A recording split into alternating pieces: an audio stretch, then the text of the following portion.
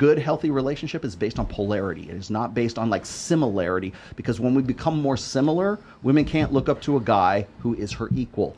I feel like there's not a lot of at least not a lot of well-known reward for women who behave, so to speak. So a lot of women who so many women fit that criteria. No, listen though. A lot of women Not who really. just quietly stay at home and raise the kids, and a lot of times, I mean, this is just what I observed in the cult with like the multiple wives and such. A lot of times, the woman who shut up, just did her job, raised the kids, she kind of it became invisible, you know? Yeah. And the one who kind of acted out, she got the most attention. And so I feel like another thing that the men could do, if you want your woman to behave, like reinforce that behavior. Like Michael is saying, he includes her in his work. She feels important. She feels noticed. She feels seen. He shows her off like that. I think a lot of women feel like they have to show themselves off. They want to have an Instagram that's flashy or, get attention, because a lot of times if they behave, their husband doesn't show them off, doesn't include them, like doesn't make them feel seen. Who wants to die and never have an impact on the world? I don't.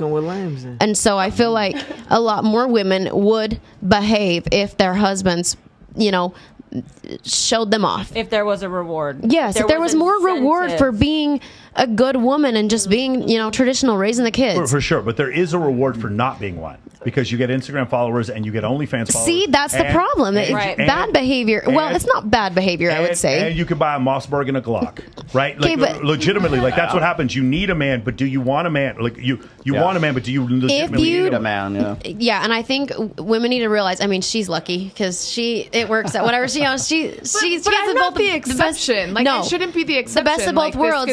If you can find that with a man who wants that, that's great. But like, I think most women either you have to accept the fact that you have to be the man, and you have to take the accountability and the responsibility of being a man if you're going to be the man. Or if you're not going to be the man, you need to let your man be the man. And so I just think like everyone wants equal rights, but there will never be equal rights and equal deference, or so to say, without equal accountability, equal responsibility. And I don't feel like the system makes women as accountable as men are held. Well, I think we have equal rights now. We do. Yeah. We do. But I think the issue is what will happen is people will sit there in identity politics. One of the problems is you're going to consistently have everyone pulling for their identity. Right? They're always going to do that. And then in the end, like Richard Reeves was talking about when he came on our show, it's not a nefarious thing, but after a while, when everything is woman politics and then it's African-American politics and it's all these different politics, then you get to the point where 68% of college graduates are female. 68% of there are under the age of 30, 5% of psychologists are male. 5%. There are more female military pilots than there are male kindergarten teachers in the United States. What? Yes. So, pilots? Yes. So that's where we've gotten to. We've gotten to where since Title IX in 1974, we've swung in the opposite direction, and that's why a lot of things have happened. And again, what I'm saying is now we have a group of men. Remember, the 33% of men who have zero sexual partners. The world does not accept them, so they're not accepted financially. The job market has moved on because of global industrialization. Their family doesn't accept them because they're taught not to be the leader of the house anymore, right? The education system does not accept them. Get a second job, just saying. The education system does not accept them, and the dating market does not accept them. 80% of men on Tinder, Bumble, and Hinge are deemed unattractive. So get off the dating most of the time it's just because they don't know how to take a good selfie. For sure. It's very sad. These guys too. The top they don't know how to market themselves. The top 10% of men on dating apps get 63% of the right swipes. The top 20% of men on dating apps get 83% of the right swipes. Comparatively, the top 63% of the right swipes for women, it's 43% of women. Yeah. For women, it's a normal distribution. For men, it's a few group of guys up here at the top are 6'3" and really good looking, and they're getting all of these women.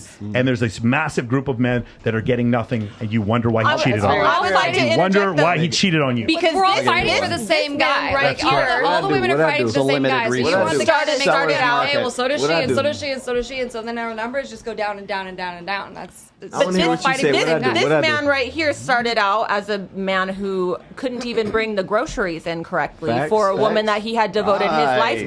No. I'm starting. No. Please, because I'm building up to something. I promise.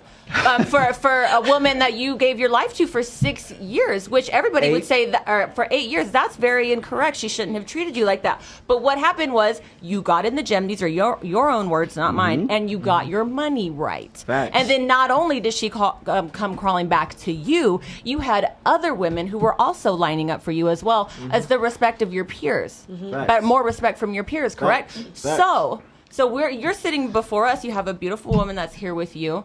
You look good. You have more money in the bank, presumably. Of course. And so what I'm trying to encourage all the men out there is that if you can do it, so can they, right? They can. That's why I love the whole kind of message that like Rolo and them are putting out, because it's not against women. It's telling men to level up for the sake of women, so that women can have the best there is. Like more men to level up. And also I think it kind of falls on women too. Like if you find a guy that you really click with and maybe he's not fit, maybe he's skinny or whatever, like prep his meals.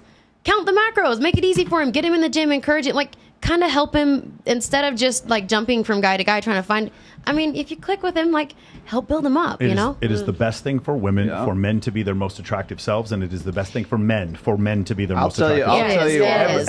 Everyone wins when you man the fuck up. Everyone wins. I'll tell you I'm gonna throw. That is why I love. Throw a monkey wrench in for here just a second. So you were asking what's the ideal woman? Okay, my ideal woman is about 5'11". She's blonde. She has about B cup tits. She looks good, takes care of herself. Is in the gym. Because she wants to be in the gym, not because she has to be told to get in the gym, not because she feels an obligation to get in the gym.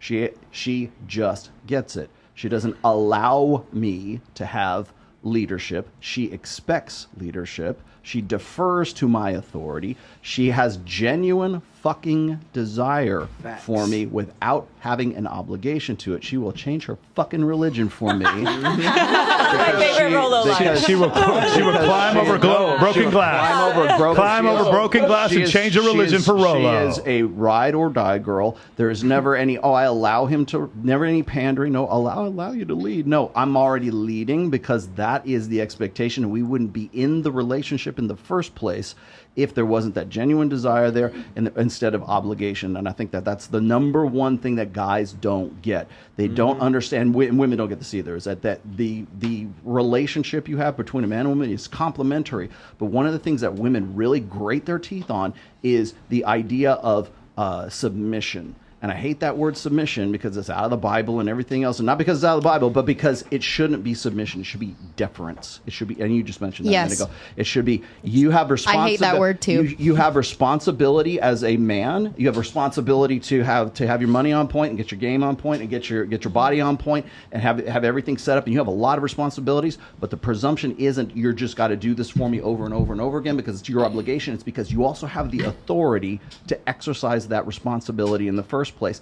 If that is your innate natural expectations of a man from the very get-go, that's the girl that I want. One other thing, there is no mainstream outlet whatsoever, news, radio, television, film, that is saying what he just said.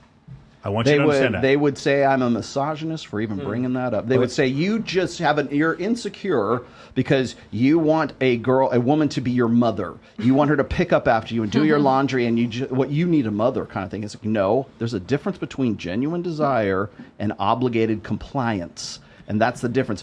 Today, most women believe that they're already in that position of authority, and they have that authority, and men only have responsibility.